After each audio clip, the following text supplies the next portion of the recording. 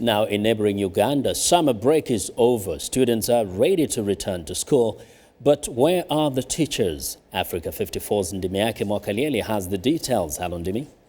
I have the details, Vincent. Thank you.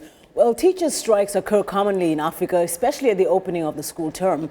In Uganda, teachers currently are on a nationwide strike over pay. The government says it cannot pay teachers due to a tight budget, which analysts attribute to aid cuts.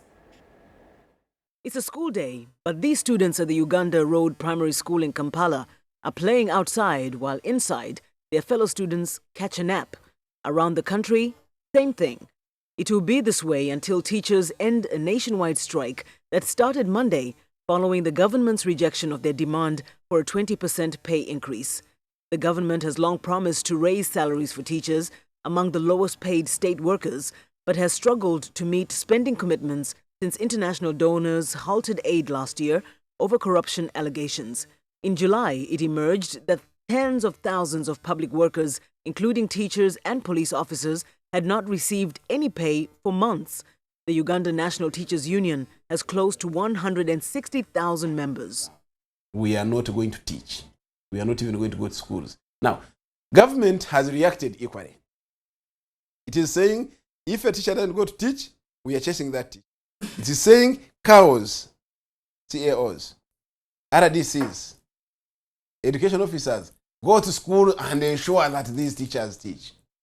We are saying to the parent, if you want to see the worst scenario, let these people come in to force the teachers. In fact, they are going to make the already bad situation worse. Secondary school teachers' monthly incomes average 450,000 shillings or $137, while for primary school teachers, it's 250,000 shillings or $97 a month. We shall not go back to school till the pledge that the government pledged of 20% fulfilled. In the past, the government has been accused of using its security personnel to intimidate striking teachers into returning to work, but the government denies the allegations. Government spokesperson Ofuondo Opondo says negotiations between the two are ongoing, but at the moment, the government is unable to meet their demands.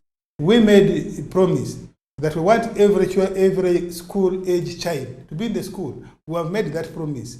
The promise of government has been coming through, but coming through within the resource envelope. The government will not raid banks, will not raid private estates to raise money to pay public sector workers. Absolutely not. Analysts say it's not only the aid cuts that have hurt Uganda's spending plans. They point to embezzlement, the extravagance of government officials, and the rising cost of political patronage as contributors to the budgetary wars. Meanwhile, students who are eager to begin a new school year fear that the strike will push back the academic year. We came, there is nothing we did, and we can't do proper revision without the supervision of a teacher, and I feel we have not done anything. I feel very sad because we have just come to waste time here. They stop striking until we finish, then they plan with the government and they give them what they want. We can't be here like this. Well, joining us on via Skype, from the Ugandan capital Kampala to talk more about the ongoing teachers' strike is Byamugisha Moses. He's a social justice activist and a supporter of the teachers' strike. Hello, Mr. Moses. Thanks for joining us today. Thank you very much. Thank you. We have very limited time, but I know you were saying that the government really can afford to pay teachers more. Right now, it's lacking political will. Why do you say that? Exactly. The government is simply lacking political will. The teachers' salary demands were a government promise. Government promised to pay them 20% increment. It planned it, but they are simply not giving them money because it's lack of political will. You have seen our president previously carrying money in a sack on a public function, indicating that we have money. Every day, the president is dishing out money. No, but teachers. Mr. Moses, obviously, it's got to be more than just not wanting to. This is a very serious issue. You're having thousands of children who potentially will not go to school this whole term. So what really do you think could be the real reason why the government can't disperse this money? Lack of political will. A few minutes ago, the parliamentarians from the opposition has tabled on the floor of parliament advising government where they can raise the 137 billion to pay teachers. But right now, a few minutes ago, the budget has been passed minus increment for salary for the teachers, which is very absurd. The strike is on. It's not going to end.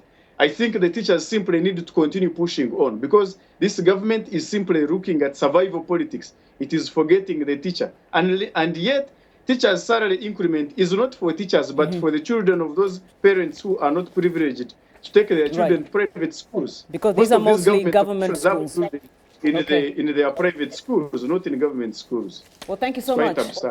All right, thank you so much. That Mr. Byamugisha Moses, a social activist in Uganda and an advocate for the teachers' strike.